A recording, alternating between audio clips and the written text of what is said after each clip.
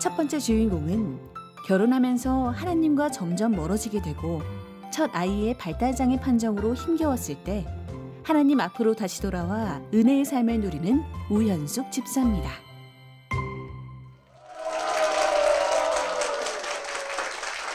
저는 시골의 작은 마을에서 기독교 신앙인으로 태어났습니다. 어려서부터 교회가 놀이터였고 모든 생활의 중심이 교회에서 이루어졌습니다. 엄마의 믿음으로 나갔기에 살아계신 하나님에 대해서는 잘 몰랐고 하나님에 대해서 깊게 생각해 보지도 않았습니다. 그렇게 엄마의 신앙으로 신앙생활을 하다가 엄마의 품을 떠나 서울로 올라오게 되었습니다. 서울로 올라오게 되면서 저는 자연스럽게 하나님과 이별을 하게 되었고 교회에 나가지 않게 되었습니다. 저는 세상에서 하나님을 잃어버렸는데도 너무너무 행복했고 하나님이 없는 세상 속에서 살아가는데도 전혀 두려움이나 불편함이 없었습니다. 그렇게 사회생활을 하다가 믿지 않는 남편을 만나 결혼을 했고 결혼해서 5년 만에 첫 아이를 얻었습니다. 저는 그 아이를 키우면서 세상에 나보다 행복한 사람 있으면 나와보라 가면서 행복에 도취되어 살아가고 있었습니다. 그런데 그 행복은 그리 오래가지 못했습니다. 아이의 상태가 전반적으로 발달이 상당히 지연이 되었습니다. 엄마의 애착도 되지 않고 엄마 눈이 마주치지 않고 또 말을 하지 않았습니다. 이상하다고 생각해서 아이를 데리고 큰 병원에 갔는데 의사 선생님께서 여러 가지 검사를 해보시더니 아이의 상태가 전반적 발달 장애이고 자폐 아동 중에서도 최악의 경우라고 말씀하셨습니다. 그때까지만 해도 아이가 어렸기 때문에 현대의학으로 아이를 고칠 수 있을 거라고 믿고 생각했습니다. 그래서 유능한 선생님들을 찾아다니면서 하루도 빠짐없이 특수교육을 받았습니다. 그때까지도 저는 하나님이 생각나지 않았고 하나님을 찾을 생각도 못했습니다. 그런데 특수교육을 받는 아이가 점점 좋아져야 되는데 상태가 점점 나빠지기 시작했습니다. 하루 종일 울기만 하고 소리를 지르고 잠시도 가만히 있지 못했습니다.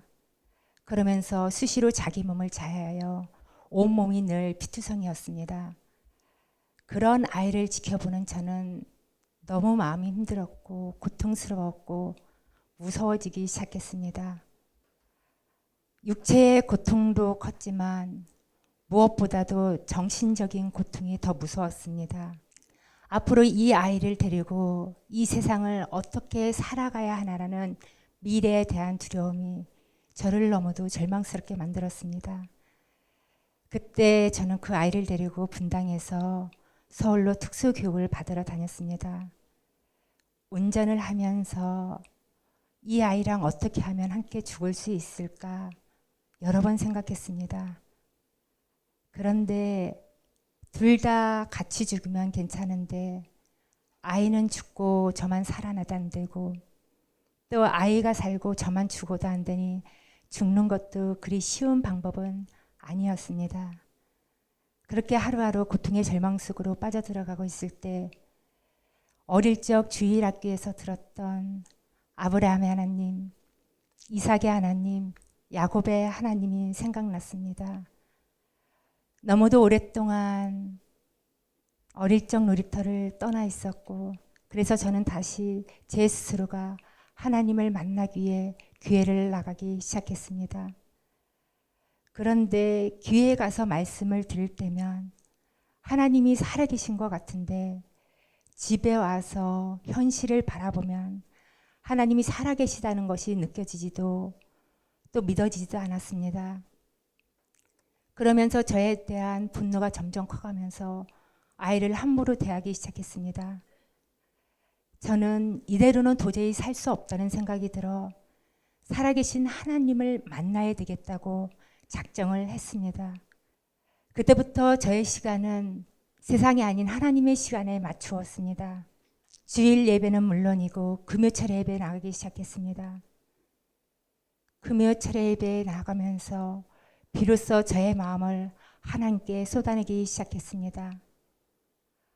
어느 누구 앞에서도 한 번도 소리내어 울어본 적이 없고 심장이 찢겨 나갈 것 같은 아픔이 있었는데도 아프다는 말 한마디를 하지 못했습니다.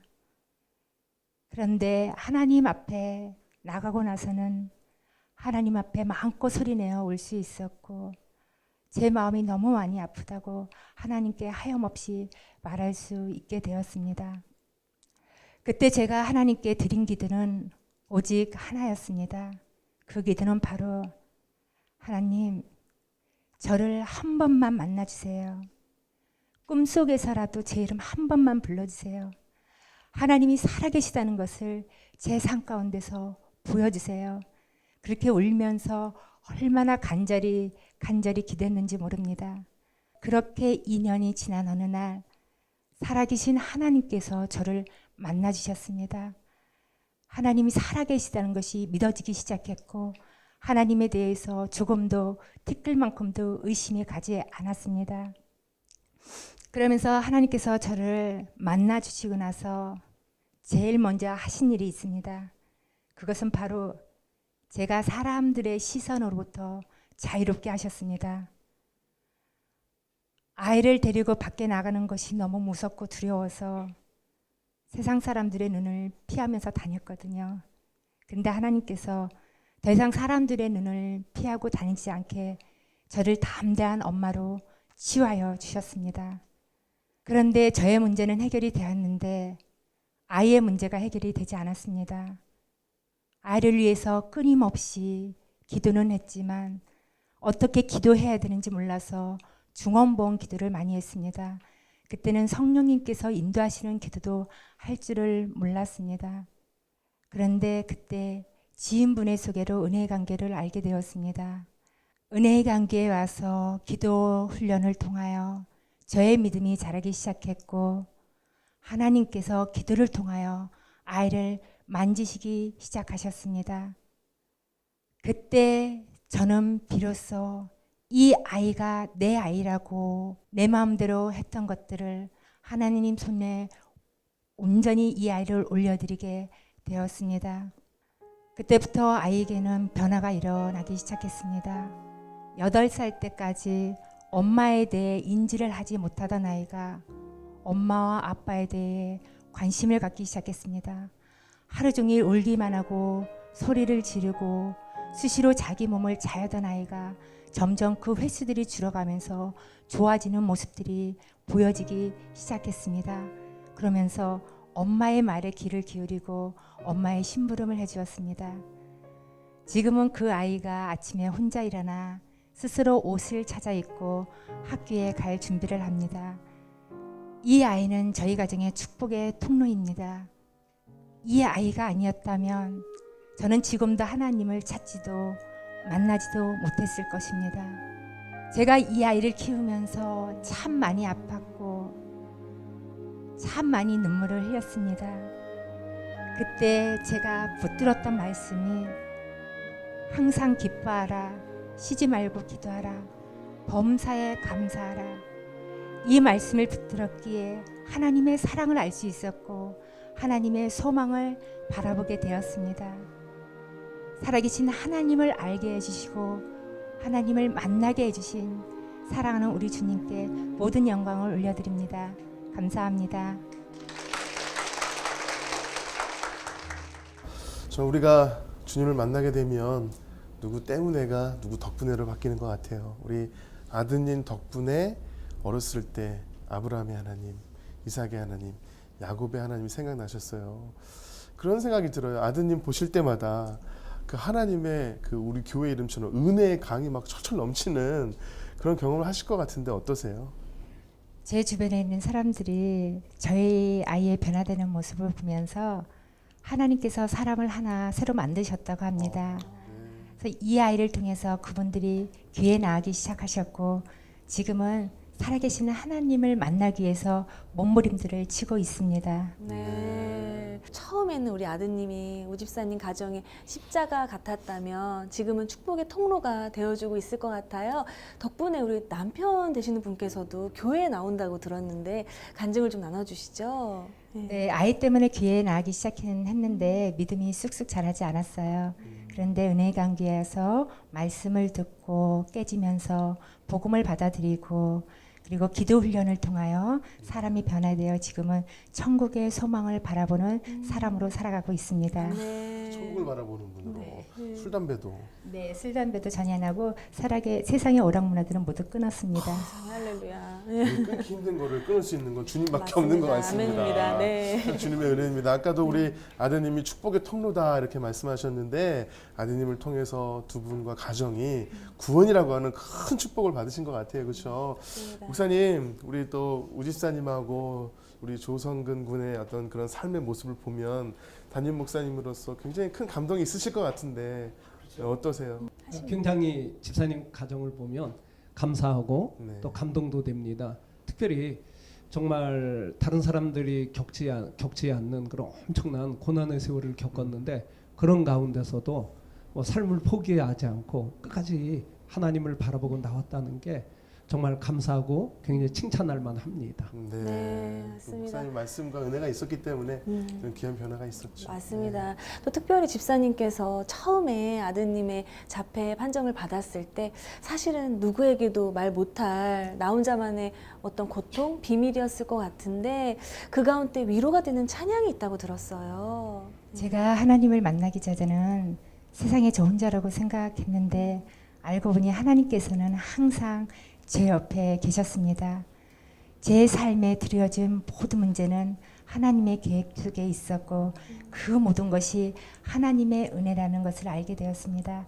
그래서 저는 하나님의 은혜라는 찬양을 참 많이 즐겨 부르고 있습니다. 네. 이 하나님의 은혜라는 찬양은 교회행전에서 제가 특성으로 참 많이 부를 정도로 맞아요. 사랑받는 그런 곡인데요. 이 시간에는 우리가 함께 찬양하면서 하나님의 은혜를 고백했으면 좋겠습니다. 함께 찬양하겠습니다.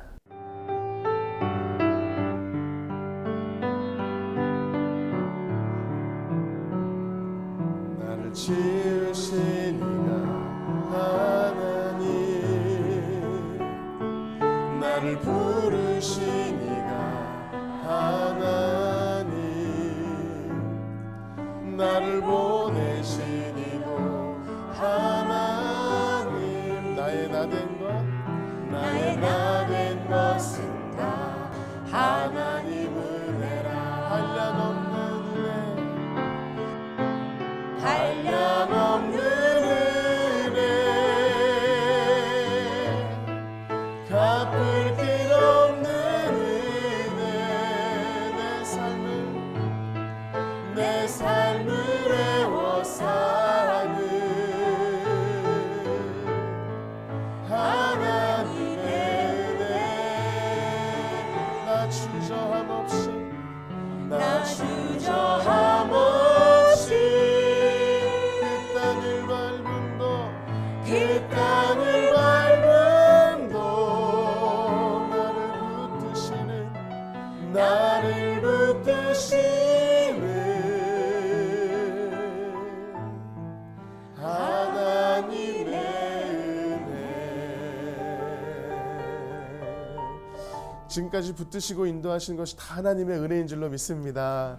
앞으로도 그 하나님의 크신 은혜, 크신 능력 가운데 귀한 간증 들려주실 수 있도록 우리 집사님께 힘찬 박수 부탁드리겠습니다.